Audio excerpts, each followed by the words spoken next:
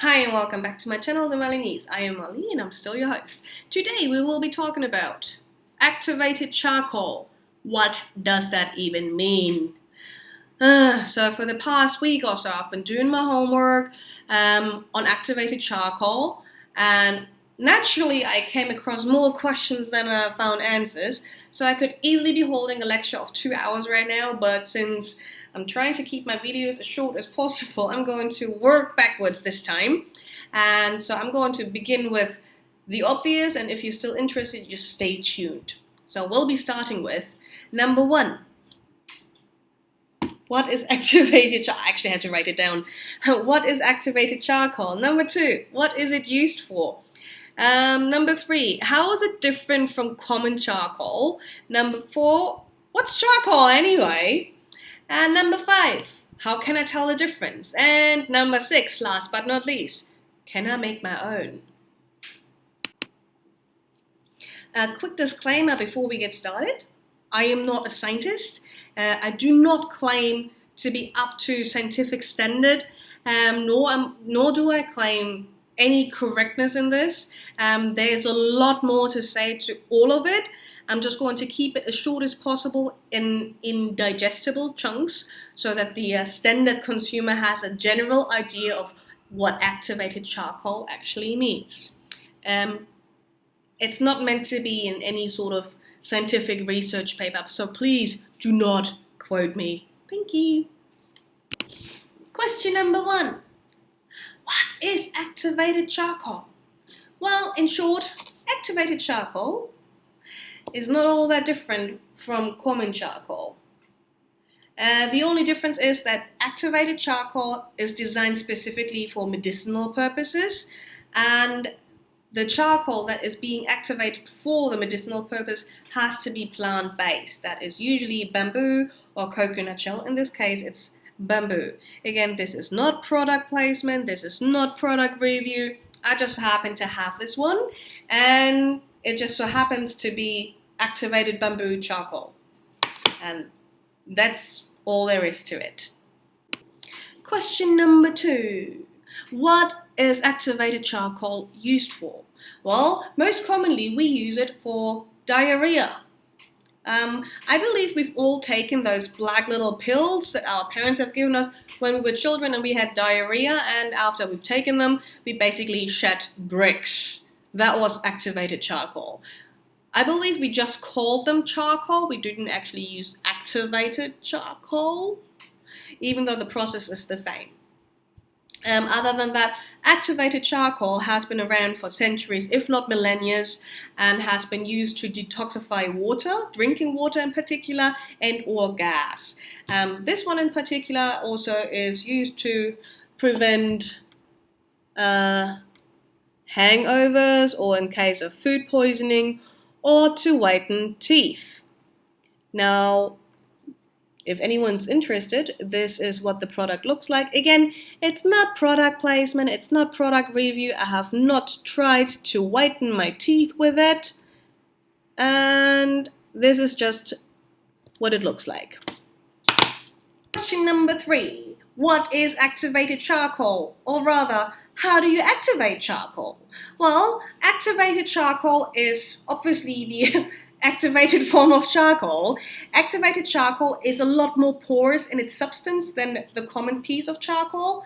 In order to activate it, you put charcoal in a tank, you remove the oxygen from the tank, and you reheat the tank to 600 to 900 degrees Celsius for I don't know how long, and the rest I have to read, hang on. Afterwards, the carbon is exposed to different chemicals. You're basically washing the pores of a piece of charcoal that you put in the tank with argon and nitrogen, and again placed in a tank superheated from 600 to 1200 degrees Celsius. The second time the carbon is placed in the heat tank, it is exposed to steam and oxygen. Through this process, a pore structure is created and the usable surface area of the carbon greatly increases. There you go. That is what activated charcoal is. Question number four. What's charcoal anyway? Well, let's take them apart, charring and coal. Coal is basically, we all know it, it's the dark brown, black, combustible stuff that is underground. So everything that was like around 2,000 years ago, 2 million years ago, I don't know, a long time ago, and has decomposed and sunk to the ground and is now dark brown or black and mostly combustible. It's mostly plant matter, but it can be animal matter. Most of the time it's inseparable and we can't really tell the difference. It's mostly used as fuel. For it to become charcoal, as we've just learned, you have to char it. The charring process is achieved through reheating the coal in the absence of oxygen. That's charcoal. Question number 5. Or 10, 5. How can you tell the difference anyway? Now, if you're an idiot like me, you're asking too many stupid questions. And so I went through the process of trying to make my own activated charcoal. But then I didn't really know, how do I know that it's actually been activated? Okay, so what we have here is my version of it from the microwave.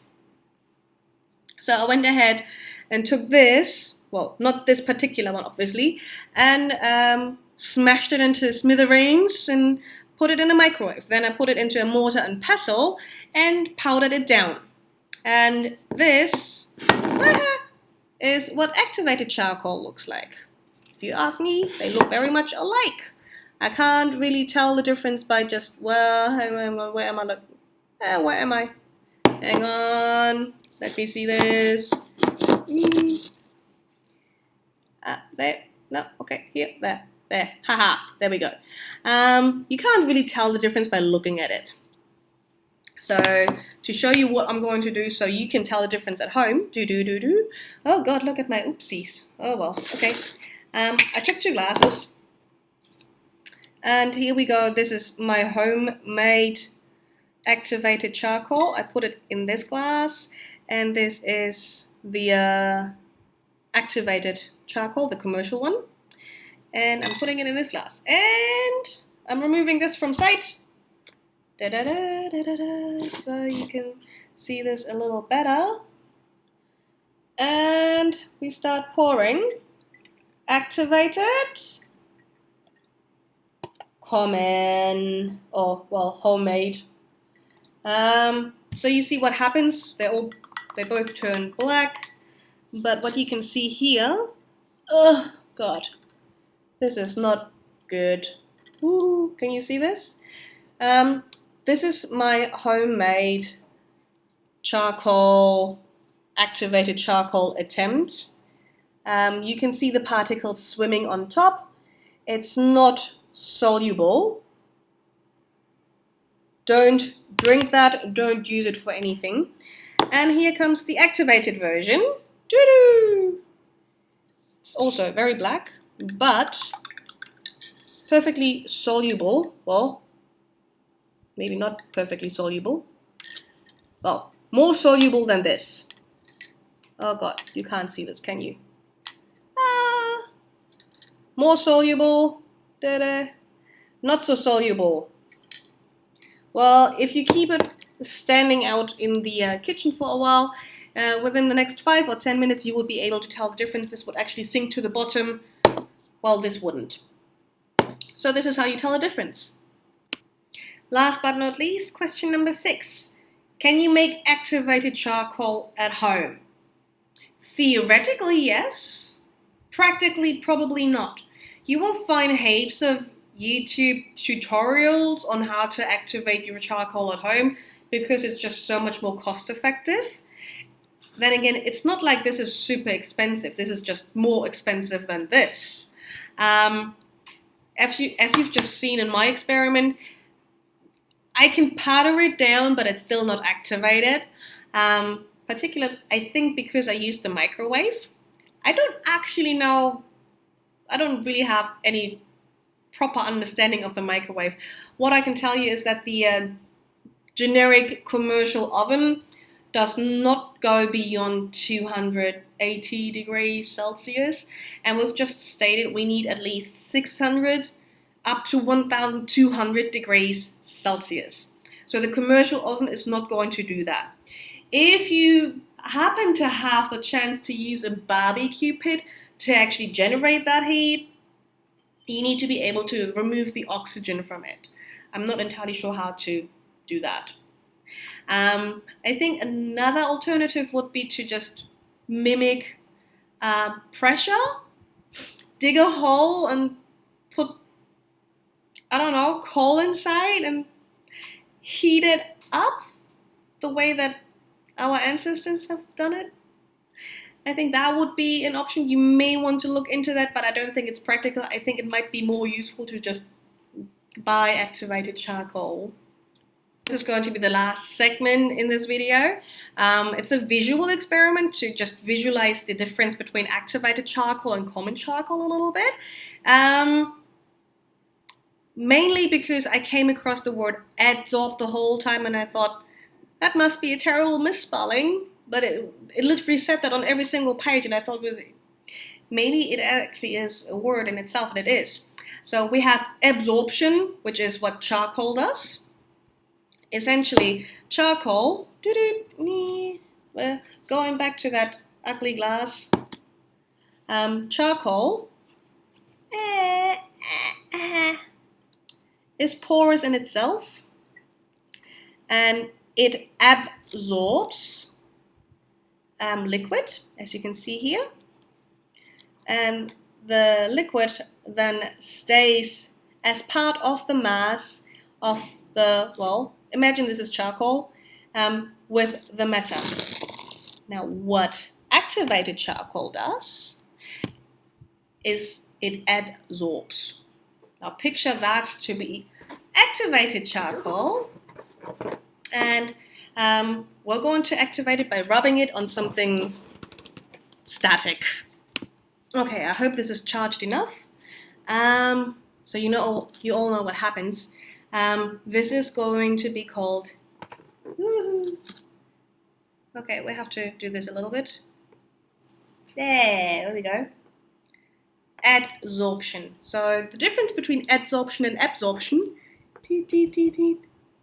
is that the chemicals used for the filtering and activated charcoal attach to the surface of the pores, and in absorption it absorbs the matter and it becomes part of the mass, whereas in adsorption it does not become part of the mass. It just attaches itself to it and can eventually be separated from it.